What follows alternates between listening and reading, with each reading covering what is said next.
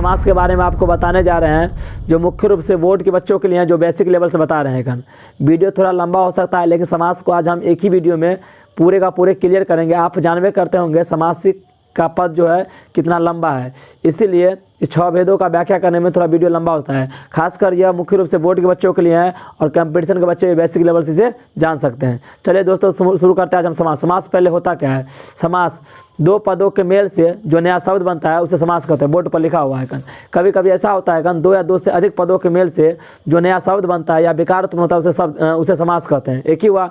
समास के मुख्यतः 6 भेद होते हैं। हिंदी में समास के मुख्यतः 6 भेद होते हैं। एक भेद और है 7वां, उसके बारे में चर्चा करेंगे। पहले 6 भेद मुख्यतः पढ़ते हैं। तो आपसे कभी कभी एग्जाम में यही पूछेगा सटीक भाषा में समास के मुख्यतः कितने भेद हैं, तो आप 6 ही उत्तर दीजिएगा। 6 कौन कौन है आपके सामने में देखिए। तत्पुरुष, द्विगु, द्वंद्व, कर्मधारय, बहुब्रीहि, 5 यहाँ पर दिख रहा है और एक अव्ययभाव समास जगह का भाव कारण हमने लिखे हैं वो यहाँ पर हम अभी आपको बताएंगे। सबसे पहले तत्पुरुष समास होता क्या है? सबकी परिभाषा के साथ हम एग्जाम्पल लेकर चलते हैं जो समझिएगा। तत्पुरुष समास जिस समास का प्रथम पद प्रधान हो उसे हम तत्पुरुष समास कहते हैं। इसका परिभाषा और लंबा है थोड़ा, लेकिन शॉर्ट में बता रहे हैं जो समझिएगा आप लोग। जिस समास का प्रथम पद प्रधान हो उसे हम तत्पुरुष समास कहते हैं। सुन लिए एक बार, रुक के इसको परिभाषा आप लिख भी सकते हैं। हम एग्जाम्पल लेकर चलते हैं। तत्पुरुष समास जिस समास का प्रथम पद प्रधान हो, जैसे राजपूत, यह तत्पुरुष समास होगा, क्योंकि जब इसका विग्रह कीजिएगा ना तो आपको स्पष्ट हो जाएगा जो मतलब इसका प्रथम पद ही प्रधानता दिखा रहा है। देखिए राजपूत का होता है राजा का पुत्र, ध्यान दीजिएगा, पुत्र है लेकिन किसका? राजा का। प्रथम पद प्रधान है, मतलब राजा के पुत्र के बारे में चर्चा कर रहा है। गंगा जल, इसका भी विग्रह कीजिए, क्या आएगा? गंगा का जल। जल है किसका? गंगा का। प्रथम पद प्रधानता दिखा रहा है ना, इसे हम तत्पुरुष समास कहते हैं। बहुत ईजी भाषा है। हिमालय, हिम का आलय, किसका? आलय मतलब घर, किसका घर? हिम मतलब कि बर्फ का घर, इसे हिमालय कहते हैं। इसी प्रकार से बहुत सारी परिभाषा है। इसके पहचानने का एक नियम और है। अगर आप कारक जानते हैं ना, कारक का चिन्ह होता है। कारक के मुख्यतः 6 भेद होते हैं, लेकिन उसको भी 8 पढ़ते हैं। कर्ता, कर्म, करण, वो 8 को भेद वहाँ पर अलग पढ़ाएंगे, कारक का भेद बताएंगे।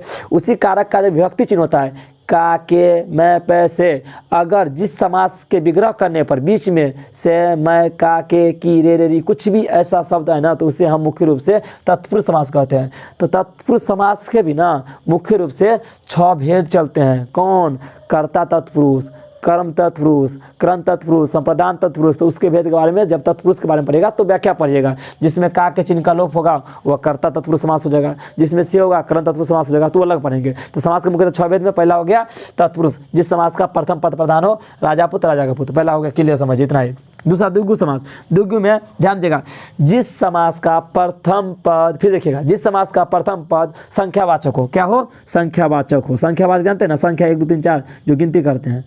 जिस समास का प्रथम पद संख्यावाचक हो उसे हम द्विगु समास कहते हैं। फिर समझिएगा, प्रथम पद के बारे में चर्चा कर रहे हैं। प्रथम पद क्या होना चाहिए? संख्यावाचक। जैसे त्रिभुज, इसका विग्रह कीजिए, क्या होगा? 3 भुजा वाला। प्रथम पद क्या आ गया? 3 आ गया ना, 3 संख्यावाचक हो गया 3 ना, इसलिए त्रिभुज क्या आ जाएगा? द्विगु समास। ध्यान दीजिएगा, पंचवटी, पहला 5 आया ना, 5 मतलब 5 आ गया ना, तो ये क्या हो जाएगा हमारे लिए? द्विगु समास। चौराहा, 4 राह वाला, पहला क्या हो गया? 4 आ गया ना, तो ये क्या हो गया? द्विगु समास। तो इसी प्रकार से बहुत सारे ऐसे समास है जिसका प्रथम पद क्या मुख्य रूप से अगर संख्यावाचक होगा, क्या होगा? संख्यावाचक, उसे हम द्विगु समास कहेंगे। चलिए ये भी खत्म हो गया। आगे तो द्वंद्व समास। द्वंद्व जिस समास का दोनों पद प्रधान हो और बीच में हाइफन मतलब है, इसको हाइफन बोलते हैं, ये चिन्ह रहेगा। खासकर पहचानने करने में यही चिन्ह है। तो जिस समास के बीच में हाइफन का चिन्ह हो मुख्य रूप से, और हाइफन का चिन्ह का अर्थ होता हो और इसका परिभाषा, जिस समास का दोनों पद प्रधान हो उसे हम द्वंद्व समास कहते हैं। इसके पहचानने का नियम है, बीच में हाइफन का चिन्ह होता है और हाइफन का मतलब होता है और। जैसे इसमें देखिएगा, माता पिता में ऐसे हाइफन देना पड़ेगा आपको, तभी सही होगा, और जिसका अर्थ हो जाएगा माता और पिता, यही होता है। ध्यान दीजिएगा, माता और पिता तो हम कह सकते हैं। माता पिता कौन समास है? द्वंद्व समास है। ध्यान दीजिएगा, राजा और रानी होगा ना, राजा और रानी। और आता है ना बहुत सारे ऐसे वर्ड आता है, भाई बहन, ठीक है ना, छोटा बड़ा। इसके अलावा गौरी शंकर, देखिए गौरी शंकर में हाइफन का चिन्ह आएगा। गौरी शंकर में हाइफन का चिन्ह आएगा, लेकिन इसमें बीच में और है, गौरी और शंकर आ रहा है ना, गौरी अलग हो गया और क्या है, और शंकर है ना अलग, इसलिए से क्या बोलेंगे, द्वंद्व समास। तो ये द्वंद्व समास है। द्वंद्व समास का पहचानने के लिए हम यहाँ हाइफन का चिन्ह रहेगा, समझ गए ये भी द्वंद्व समास भी क्लियर, दोनों पद प्रधान होगा। थर्ड में आते हैं हम लोग, थर्ड हमारा वीडियो है क्रमधारय समास। क्या है, क्रमधारय समास। यहाँ पर ध्यान दीजिए, क्रमधारय जिस समास का प्रथम पद विशेषण, प्रथम पद क्या होगा आपको, विशेषण, प्रथम पद विशेषण, प्रथम पद विशेषण, इसमें थोड़ा गौर करिएगा क्योंकि इसमें ना ये दोनों आपको कन्फ्यूजन मिलेगा, जस्ट मिलेगा, ध्यान देगा।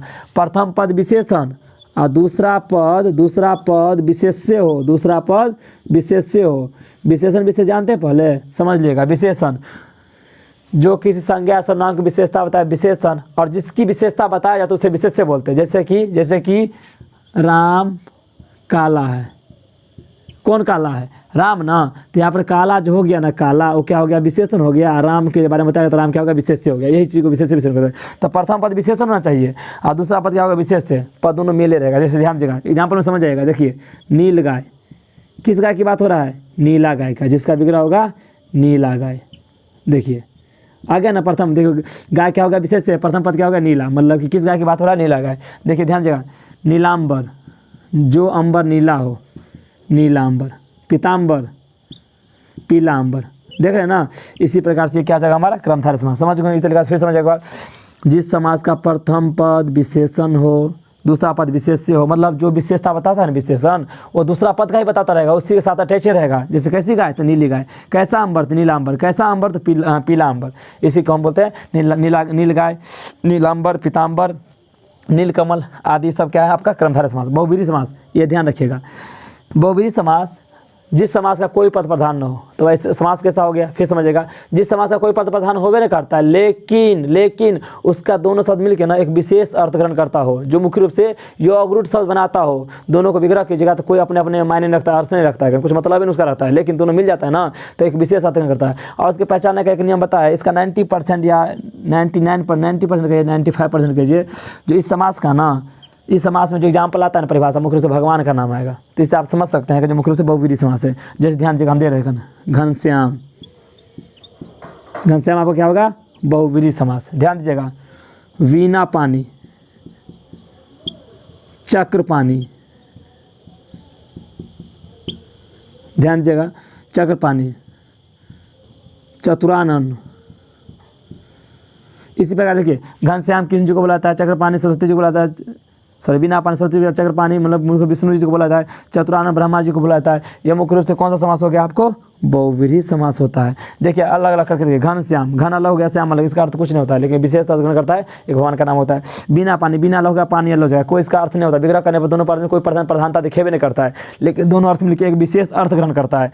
चक्र पानी, चक्र अलग, पानी अलग करिएगा, दोनों अपने आप में कोई अर्थ मायने नहीं रखता, मतलब विशेष अर्थ कुछ ग्रहण नहीं करता है, मतलब सॉरी अलग अलग शब्दों में कुछ अर्थ नहीं होता, लेकिन दोनों एक विशेष अर्थ ग्रहण करता है। चतुरानन में वैसे भी होता है। इसीलिए समास का 5 पद। छठा पद आता है अव्ययभाव समास। अव्ययभाव समास ध्यान दीजिएगा, छठा है अव्ययभाव समास।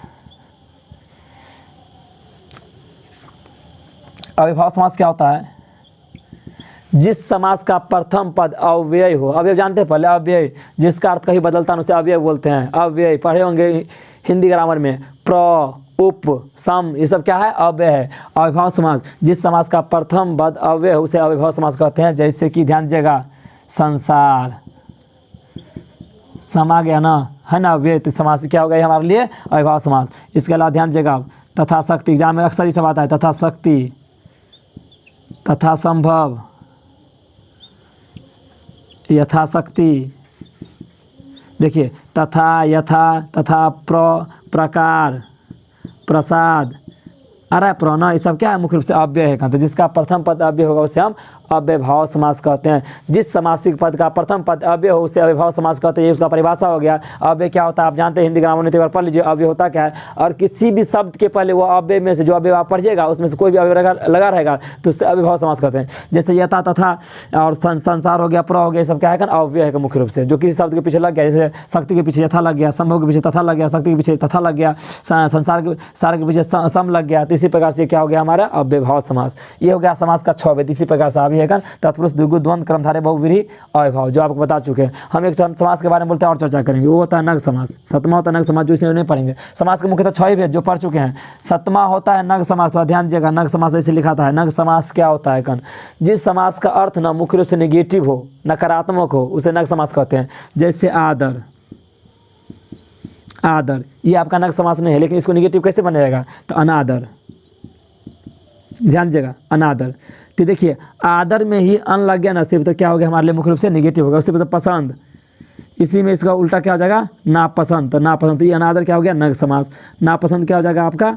नग समास। समझ गए ना? तो धर्म, अधर्म, तो जिसे मुख्य रूप से पहला शब्द लगते ही उसका अर्थ निगेटिव हो जाए, नकारात्मक होता है, जैसे हम नग समास बोलते हैं। नग मतलब इसी से स्पष्ट है कि ये नकारात्मक होगा।